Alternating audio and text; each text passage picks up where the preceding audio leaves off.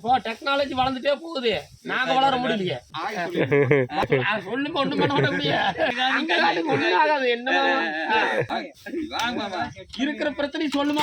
பால் ஊத்துறீங்க, அவர் 50 வருஷமா தொழில் பண்றாருங்க.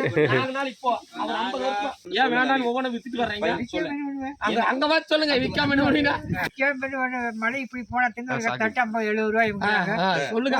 60 ரூபாய்ங்கிறாங்க. 30 ரூபாய்க்கு மேல எடுக்க மாட்டாங்க. 30 ரூபாய்க்கு மேல பச்சை தண்ணி 20 ரூபாய்க்கு விற்கிறாங்களே இல்லையா? நாங்க பாலை 33 ரூபாய்க்கு ஊத்திட்டு இருக்கிறோம். ஒரு டீ 50 கிராம் 50 மில்லி தான் ஒரு டீ 15 ரூபா. அது நல்ல ஹோட்டலுக்கு இப்ப 20 பண்ணிட்டாங்க. 2026 பண்ணிட்டாங்களே இல்லையா? உங்களுக்கு தெரியுமா தெரியாதா? எங்களுக்கு 1 லிட்டர் பால் 1000 ml 1 லிட்டர் கொடுத்து 30 ரூபாய் வாங்குற கூட அது எத்தனை வேலை? இந்த கண்ணுக்குட்டிக்கே ஒரு 16 மாசம் ஆயிருக்குண்ணா. இது ஊசி வந்து சனி ஊசி வந்து 3 டைம் போட்டாச்சு. இன்னும் கன்ஃபார்ம் அது எப்படின்னு தெரியல. போட்டு ஒரு 30 நாள்லேருந்து 35 நாள் ஆயிருக்கு ஊசி போட்டு. இன்னும் அது முடிவு தெரியல. அது இன்னொரு 30 நாள் 40 நாள் போனால் தான் அது ரிசல்ட் தெரியும். என்னென்னு நீங்கள் எப்படி காளையெல்லாம் எதுவும் பயன்படுத்துறது இல்லைங்க? காளையெல்லாம் இங்கே இல்லை, நம்ம ஏரியாவில் இல்லை. இருக்குது, நம்மளுக்கு தேவையான ரகம் இல்லை. அது வேறு ஜாதி ரகம் அந்த மாதிரி தான் இருக்குது. அந்த ரகத்தை போட்டால் இங்கே நம்ம கிளைமேட்டுக்கு அது ஒத்து வர்றதில்ல. இது எவ்வளோ லிட்டர் பால் கறக்குங்க? இது ஒரு 7 லிட்டர் கறக்கும் குறைஞ்சது தலையீத்துல. 10 லிட்டருக்குள்ள, அதுக்கு மேல வாய்ப்பு சொல்ல முடியாது. அந்த மாடு பார்க்கலாங்க. இந்த மாடு வாங்கிட்டு வந்ததாங்க. இப்போ ஒரு டைம் கண்குட்டி போட்டிருக்குது. இன்னொரு டைம் ஊசி போட்டு செனை ஆயிடுச்சு. இன்னொரு 4 மாசத்துக்கு கண்குட்டி போடும். 4 மாசத்துக்கு கண்குட்டி போடும். அடுத்ததுங்கண்ணா, அடுத்தது வர இது ஒரு 12 மாசம் ஆச்சு இந்த கண்குட்டிக்கு. இந்த கண்குட்டி 12 மாசம் ஆச்சு. 1 வருஷம் ஆச்சு இதுக்கு. இது ஒன்றும் ஊசி போடுறதுக்கு செனை ஊசி போடுறதுக்கு இன்னொரு 8 மாதத்துலேருந்து 10 மாதத்து வரைக்கும் ஆகலாம் இதுக்கு. சரிங்களா? இது இதோட அம்மா விற்றுட்டோம். முடியாமல் தாங்க வறட்சி காரணமாக இதோட அம்மா விற்றாச்சு. சரி, அவ்வளோதான். இது வந்து ஒரு 8 மாதம் ஆச்சு. அதோட கண்ணுக்குட்டி தாங்க இது. 8 மாதம் ஆச்சு. வளர்த்திட்டு இருக்கிறோம். அவ்வளோதான். ஏதோ முடிஞ்சு கஷ்டப்பட்டு தான் வளர்த்திட்டு இருக்கிறோம். அதில் தீவெல்லாம் பாருங்க, இது ஒன்றும் இல்லை, மாட்டுக்கிட்டலாம் ஒன்றும் கிடையாது. ஏதோ இருக்கிறத வச்சு அட்ஜஸ்ட் பண்ணி ஓட்டிகிட்டு இருக்குதுங்க. எதுவுமே இல்லைங்கிறீங்க.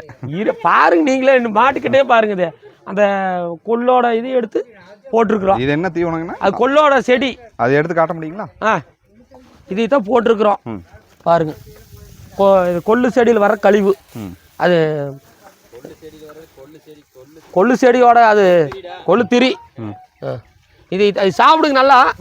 அது கொஞ்சம் எல்லாம் கிளைமேட் மாற்றமாகி கொஞ்சம் நல்லா சாப்பிட மாட்டேங்குது. தீவனம் நல்லா இருக்குங்களா? பால் ஏதாவது இது போட்டால் பால் கம்மியாகும். கம்மியாகும். ஏன்னா வறண்ட பொருள் போட்டால் மாட்டுக்கு பால் எப்பவுமே கம்மியாகும், பால் கெட்டியாகும். அப்புறம் எதுக்கு இதை கொடுக்குறீங்க? அப்புறம் வேற இல்லை வக்கிப்பில்லு வாங்குவோம். வக்கிப்பில்லு வறண்டது அது போட்டாலும் பால் கம்மியாகும். நம்மளுக்கு இங்கே இல்லை, தோட்டத்துக்குள்ள பச்சை பண்ணுறதுக்கு தண்ணி இல்லை.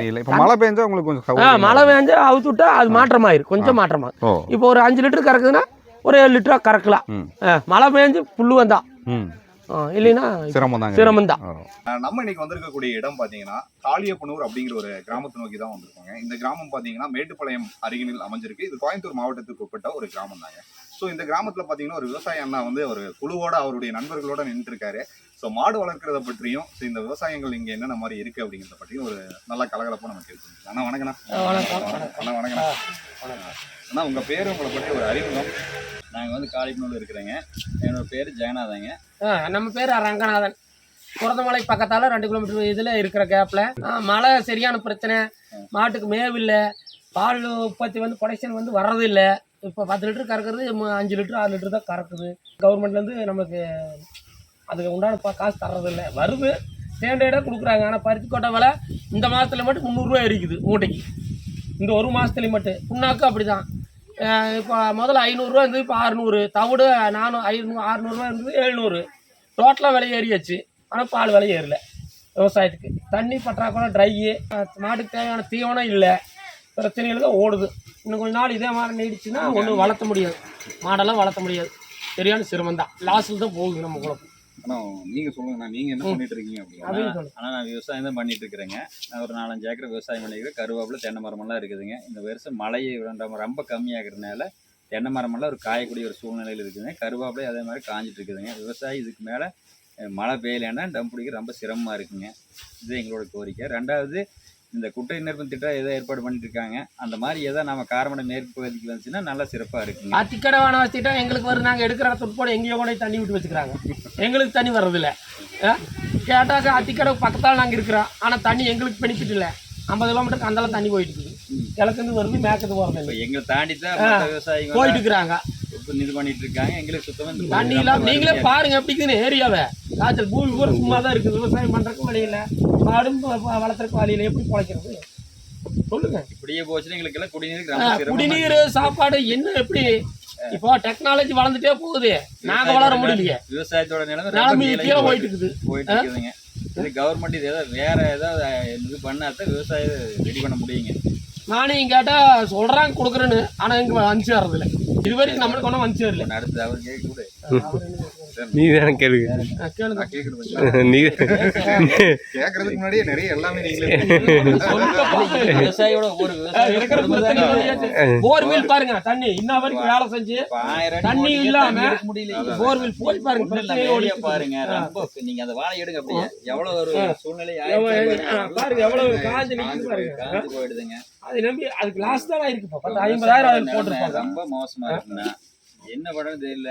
எத்தனை ஏக்கர் நம்ம கிட்ட நிலம் இருக்கு, அதுல என்ன நீங்க பயிரிட்டு இருக்கீங்க? நம்ம கிட்ட வந்து அங்க ஒரு 1.5 ஏக்கர் இருக்கு, தென்னை இருக்கு, தண்ணி டிமாண்டு அந்த அளவுக்கு பிரச்சனை வரல இப்போ இந்த நேரத்துல. அப்புறம் இங்க ஒரு 3 ஏக்கரா இருக்கு, 3 ஏக்கரா 1.5 ஏக்கரா சும்மா கிடக்குது. 1.5 ஏக்கரா மசால் ஃபீல் கொஞ்சம், தென்னை கொஞ்சம், கருவேப்பிலை கொஞ்சம், ஜாதி முல்லை கொஞ்சம், எல்லாத்துக்கும் 10 தண்ணி தான் ஓடிட்டு இருக்கு. ஒரு நம்ம கூலிக்கு வேலைக்கு வருவாப்புல, இந்த மாதிரி கரெக்டா அந்த மாதிரி எடுத்துருக்கு, அந்த மாதிரி வேலைக்கு வரு, அந்த அம்மாவுக்கு வேலை இல்லாம வேலை இல்லாம வந்து வெயிட்டிங் தோட்டத்துல வேலை கொடுக்க முடியல, சும்மா தான் இருக்கு. அங்க பாரு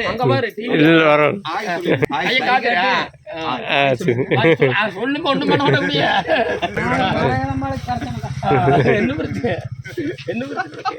அதுதானே இந்த மாதிரி விவசாய நிலைமைங்க. இப்ப விவசாயி ஏதாவது டெக்னாலஜி முறையில ஏதாவது டெவலப் பண்ண முடிஞ்சதுன்னா வேணா ஏதாவது பண்ணலாங்க. மெயின் என்ன, தண்ணி தான் எங்களுடைய பிரச்சனையே, மெயின் பிரச்சனை தண்ணி தாங்க. ஆனா கரண்ட் ஃப்ரீயா கொடுக்குறாங்க கவர்மெண்ட்ல, நாங்க அதை குறை சொல்லல. கரண்ட் வந்து முதலத்து மோசம் இல்ல, அதையெல்லாம் குறை சொல்லவே முடியாது. ஆனா நிலத்தடி நீர் இல்ல, ரொம்ப கீழே போயாச்சு. இயற்கை வந்து நம்மளுக்கு எதிரியா மாறிட்டு இருக்குது, அதான் நடக்குது உண்மையா. மாடு வந்து நம்ம கிட்ட எவ்வளவு இருக்கு? நம்ம கிட்ட ஒரு 8 ரூபாய்க்கு கண்ணுக்குட்டியோட 8 மாடுகள் இருக்குது. அதுல எத்தனை கறவை மாடுகள்? அது 2 கறக்குது. 2 தான். 5க்கு வந்து அதுல கறக்குற ஈடு கறக்குற பாலை வச்சு இதுக்கெல்லாம் தீவனம் போட முடியும், போட்டிருக்க முடியும். நம்மளுக்கெல்லாம் 5 விஷயம் இதுல லாபம் இல்லை. அந்த 2 கறக்கிறதுனால இதுக்கெல்லாம் போட்டுக்கிற தவிடு புண்ணாக்கு போட்டுருக்குறோம், மற்றபடி இல்லை. அது கறக்கலைன்னா கை சுத்தமாவே டோட்டலா கையில இருந்தா போடும். எப்படி நீங்க உங்களுடைய பால் வந்து நீங்க எந்த இங்க சிட்டிக்கு ஆவின் தான் கொடுக்குறோம். இங்க ஆவின் வந்து இங்க தேக்கம்பட்டியில் இருக்கு. லிட்டருக்கு எவ்வளவு உங்களுக்கு? 33 ரூபா கொடுக்குறாங்க, ஊக்கத்தொகை 3 ரூபா கொடுக்குறாங்க. அதெல்லாம் கரெக்டா வருது, அமௌண்ட் எல்லாம் அதெல்லாம் குறைய சொல்ல முடியாது. இன்னும் ஒரு 5 ரூபாயா 7 ரூபாய் லிட்டருக்கு ஏற்றுனா நல்லா இருக்கும். ஆனா இதுல எல்லாம் ஏத்திட்டாங்களே, பருத்தி கோட்டை அது போட வேண்டிய பொருள் எல்லாமே ஏற்றியாச்சு. ஆனா இங்கே இருக்கு என்ன பண்ண முடியும். மாட்டு பண்ணை வச்சிருக்கவங்களுக்கு அரசாங்கம் வந்து எந்த மாதிரியான ஸ்கீம்ஸ் கொடுத்தா உங்களுக்கு நல்லா? இப்போ நம்மளுக்கே கொடுக்குறேன்னாங்க, லோன் கொடுக்குறேன்னு சொன்னாங்க. அது வந்து மந்த்லி பிடிச்சிக்குவோம் அப்படிங்கிறாங்க பேங்க்ல. நான் என்ன சொன்னா, 1 வருஷத்துக்கு ஒருக்கா ரெனியூவல் பண்ணுறோம், வட்டி இல்லைங்கிறாங்க.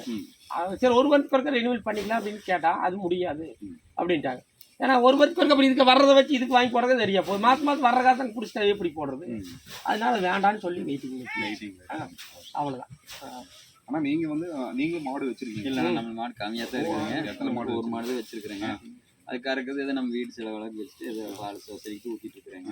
இது அதோட நிலைமையும் அப்படித்தாங்க. வாங்குறது அது பாதி போட்டு ஏதோ நம்ம வீட்டு செலவுக்கு பெருசாக மாட்டில் லாபம்னு சொல்கிற மாதிரி இல்லை. எங்களுக்கு என்னன்னா 3 மாதம் தான் கறக்குது, நல்ல கறதாங்கிறது 3 மாதம். 3 மாதத்துக்கு மேலே ரொம்ப கம்மியாக இருக்குது. 2 படி 1 படி கறக்கல, அது கொண்டு முட்டு வலிக்க சரியாக இருக்குது. இந்த சூழ்நிலை பார்த்தீங்கன்னா எங்களுக்கு மழை இல்லாதனால தட்டில் வாங்கி போடுற அளவுக்கு ஒரு 10 தட்டு 50 ரூபா கொடுத்து வாங்கி போடுறோங்க.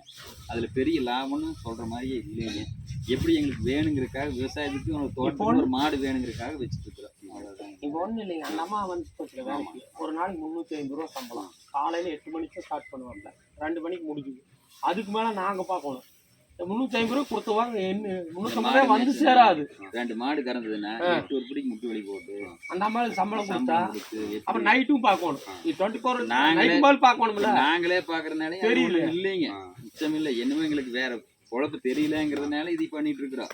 இதுதான் நடக்குது விவசாயத்தில். மாட்டு பண்ணையில் லாபங்கிற மாதிரி ஏதோ பெரிய டெக்னாலஜி முறையில் பண்ணினா லாபம் கிடைக்குமேன்னு இல்லை. ஆனால் இந்த மாதிரி எங்களுக்கு தண்ணி பற்றாக்குறை, பசுந்தீவனம் இல்லை, இந்த மாதிரி சூழ்நிலை பெரிய லாபம் வர அளவுக்கு இல்லைங்க.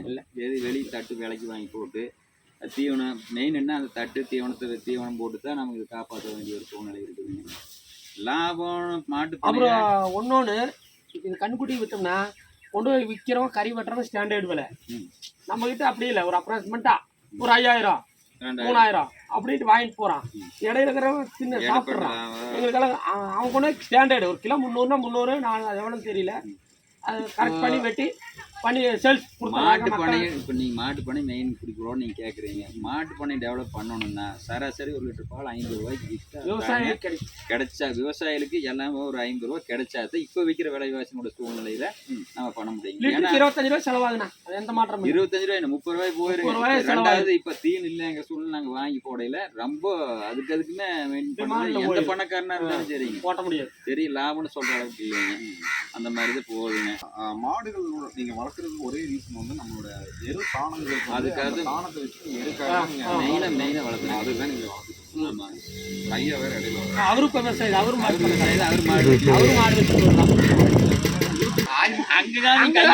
ஆகாது. என்ன நீங்க வரப்ப பாக்கு வண்டி நிறுத்திட்டு வாங்க, ஒரு அண்ணன் கூட அவர் வந்தாங்க. இருக்கிற பிரச்சனை சொல்லுமா, பாடு விடுறீங்க. ஒரு 50 வருஷமா தொழில் பண்றாருங்க. 4 நாள் இப்போ அவர் 50 வருஷமா ஆவின்னுட்டு அவர் மாறுறதே இல்லை. எந்த பிரச்சனையும் நீங்க தான் ஊத்திட்டு பண்றீங்க. பால் ஆவின்னுட்டு மாறல. மாட்டு பண்ணையில என்ன லாபம் சம்பாதிச்சீங்க? மாட்டு பண்ணை நலிவடையுது என்ன காரணம்? ஏன் வேண்டாம் ஒவ்வொன்றும் வித்துட்டு வர்றீங்க? அங்க பார்த்து சொல்லுங்க, விற்காம என்ன பண்ணீங்க சொல்லுங்க, கொஞ்சம் சத்தம். அங்க பார்த்து சொல்லுங்க, என்ன விற்காம மழை இப்படி போனா திங்களுக்கு தட்டு 50-70 ரூபாய் சொல்லுங்க. அங்க பார்த்து சொல்லுங்க. 60 ரூபாய் விற்கிறாங்க.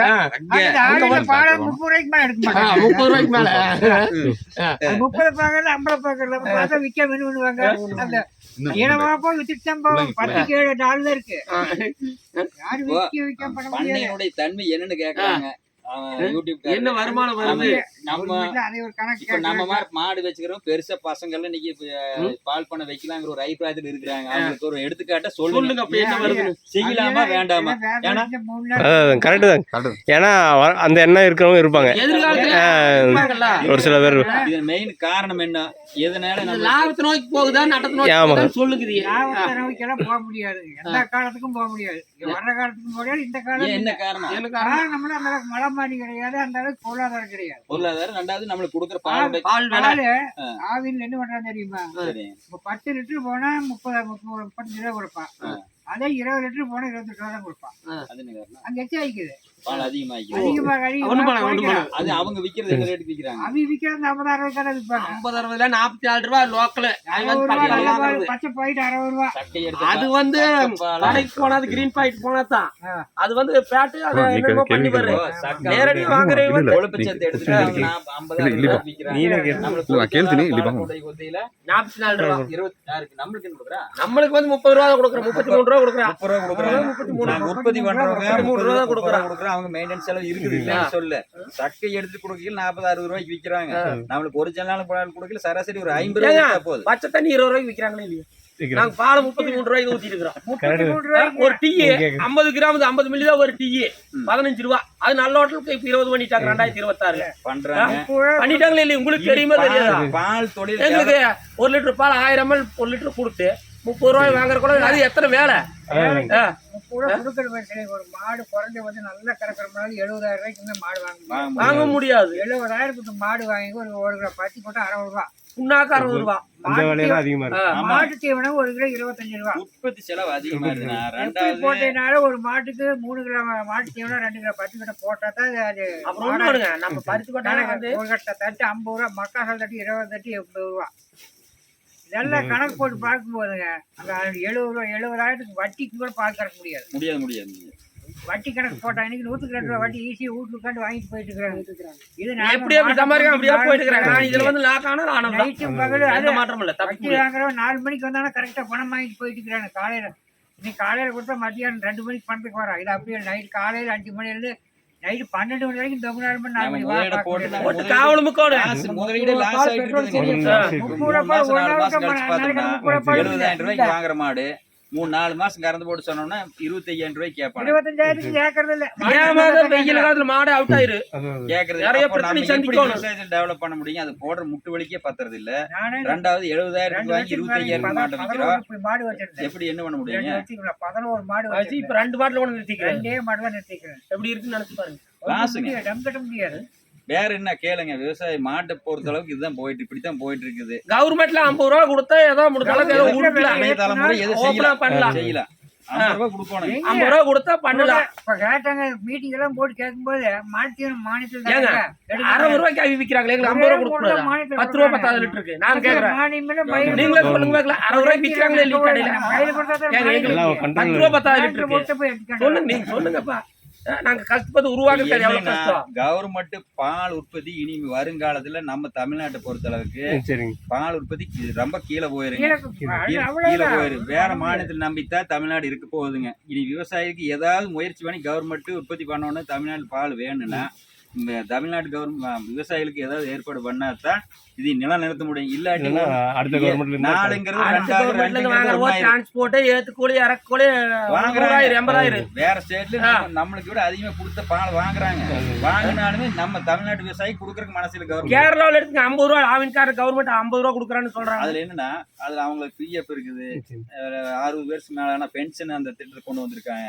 கேரளா கவர்மெண்ட் மாடு பால் ஊத்துனானா குறிப்பிட்ட அளவுக்கு பால் ஊத்துனானா அவனுக்கு பிஎஃப் பென்ஷன் 60 வருஷத்துக்கு மேலான வருது. ஆனா தமிழ்நாடு கவர்மெண்ட் அதை பத்தி எதுவும் யோசிக்கல. கேரளா கவர்மெண்ட் வந்து நீங்க ஒரு ஸ்கீம் கொண்டு வந்தாங்கன்னு சொன்னீங்க. ஆமாங்க. அந்த ஸ்கீம்ல உங்களுக்கு தெரிந்த ஒரு தகவலை கொஞ்சம் பகிர்ந்துக்கீங்களா? நான் கேரளா கவர்மெண்ட்லேங்க மாடு வாங்கி பால் ஊதுனா மாடு வாங்குறவனுக்கு ஒரு லோன் கொடுக்குறாங்க. மாடு வாங்கி கொடுத்துட்றாங்க கவர்மெண்ட்டு. ரெண்டாவது ஒரு குறிப்பிட்ட அளவு பால் ஊற்று நம்ம ரெகுலராக ஊற்றிட்டு இருக்கையில் ஒரு பென்ஷன் திட்டங்கிற மாதிரி அவங்க கொண்டு வர்றாங்க. 60 வருஷம் மேலே அதே விவசாயிகளுக்கு பென்ஷன் வந்துடுதுங்க. பென்ஷன் மாதிரி கொடுக்குறாங்க. ரேட்டுமே நம்ம ரேட்டுக்கு விட அதிக ரேட்டு கொடுத்து வாங்குறாங்க. பால் கொடுத்து வாங்குறாங்க. தமிழ்நாடு கவர்மெண்ட்டுக்கு விட 50 சராசரி 50. இப்போ நம்ம பக்கம் தாங்க. நம்மளுக்கு ஒரு 30-20 கிலோமீட்டர் தான் இருக்கு. ஒரு 15 கிலோமீட்டர் தான் இருக்குங்க. அட்டப்பாடியிலேயே ரேட் அதிகம். நம்மளுக்கு ரொம்ப கம்மியா இருக்கு. 26 வருஷம் கேரளால மட்டும்தான் இந்த மாதிரி கொண்டு வந்திருக்காங்களா? கேரளா மட்டும் இந்த மாதிரி இந்த ஒரு ஸ்கீமை வந்து கொண்டு வந்தா இப்போ மக்களுக்கு வந்து அதாவது உங்களை மாதிரி மாட்டு பண்ணைதாரர்களுக்கு ரொம்ப உதவியா இருக்கு. ஓரளவுக்கு கொஞ்சம் நிலத்து நிக்கலாம். இப்போ ஒரு 10,000 லிட்டர் வர ஒரு இடத்துல ஒரு அதே 10,000 லிட்டர் நிலத்துல. ஆனா இது இப்படியே போச்சுன்னா 10,000 5,000 வந்துருங்க. ரொம்ப கூடி சீக்கிரம் வந்துருங்க. இந்த மாதிரி வறட்சியில தனியார் சொசைட்டி 4 சொசைட்டி வச்சிருக்காங்க. அது என்ன பண்றாங்க? பால் பற்றாக்குறைக்காக ஒவ்வொருத்தருக்கும் ஒரு மாட்டுக்கான 30,000 40,000 கொடுத்து மாடு வாங்கி பால் வாங்கிட்டு பிரைவேட்லங்க. அப்படியே இப்போ 5 சொசைட்டி 5 சொசைட்டி அப்படி ஓடிட்டு இருக்குது. கவர்மெண்ட்ல 5 ரூபா தர்றது இல்லைங்க. அது இருக்கிற பால் 3 படி அரைப்படியா இருந்தாலும் அந்த அரைப்படி தான் வரும். வெட்டி பண்ற வேலையும் கிடையாது. கொடுத்தா தானே வருவாங்க. இந்தியாவில் கிளவாயிட்டு இருக்குது. இப்போ என்னன்னா இப்போ நம்ம தமிழ்நாடு கவர்மெண்ட் பொறுத்த அளவுக்கு நம்ம விவசாயி எப்படி போனாலும் பிரச்சனை. நம்மளுக்கு பால் தேவையான பொருள் இந்த ஸ்டேட்லாம் அடுத்து கொண்டு வர்றாங்க. ஆனால் விவசாயிகளுடைய நிலைமை இருக்குது இன்னைக்கு கம்மியாகிற ஒரு சூழ்நிலை தான் இருக்குதுங்க. இது எதோ டெவலப் பண்ணலாங்கிற விவசாயிகளை டெவலப் பண்ணலாங்கிற என்ன கவர்மெண்ட்டுக்கு சுத்தமாக இல்லைங்க. மாட்டு பண்ணை டெவலப் பண்ண ஆனால் லோனு கடன் அது கொடுக்குறாங்க. கொடுத்தாலுமே குறைஞ்ச நாளில் கடனை கட்டணுங்கிற மாதிரி கொடுக்குறாங்க. இதே நாள்பட்ட கடனாக இருந்தாலும் கூட விவசாயி வாங்கி இந்த மாடு இல்லை ஒன்று அடுத்த மாடு வச்சு எதை டம் பிடிப்பாங்க. கட்டின இந்த மாதம் கடனை வாங்கியாச்சுன்னா அடுத்த மாதமே லோனை அதான் மாசம் அமௌண்ட் போடுறவங்க எடுத்துக்குவாங்க. டைம் வரும்போது எடுத்துருவாங்க. ஆனா இந்த தொழில்ல ஒரே மாசத்துல இந்த மாசம் கட்டுங்கிறது விவசாயினால முடியாதுங்க. எது நாள்பட்ட கடனா இருந்தாலும் கூட ஓரளவுக்கு விவசாயி டம் பிடிச்சி பார்ப்பாங்க. இதுதான் சூழ்நிலைங்க. ஏன் கவர்மெண்ட் நம்பி எல்லாம் பால் மாடு வாங்கலான்னு தீர்வாங்க.